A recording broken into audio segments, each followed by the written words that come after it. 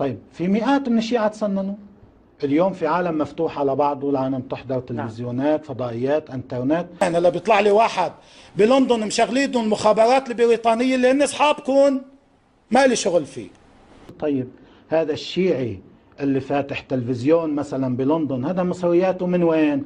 روحوا فتشوا على جماعتكم الانجليز والمخابرات البريطانيه اللي عطيته فلوس وعطيته اقامه وعملت له تلفزيون ليعمل فتنه بين الشيعه والسنه.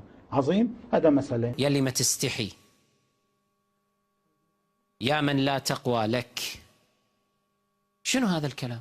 لا شو مصرياته من الانجليز، شنو مصرياته من الانجليز؟ ولك انت تعال شوف باوع التلفزيون، انت شوف القناه نفسها، تشوف الناس دا يتبرعون هم بانفسهم، هم جمهورنا نفسه يتبرع لنا. يعني انت مصرياتك منين ان شاء الله؟ منين جايب مصرياتك؟ من ايران.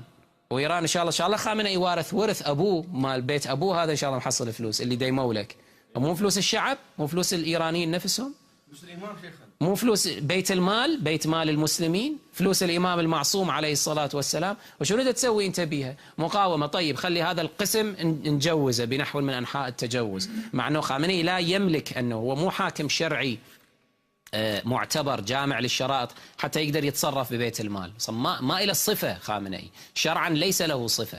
هسه مو مشكلة، خلي نجوز نبني على ذلك. زين وباقي الأمور اللي أنت تسويها إن شاء الله هذه هم جائزة.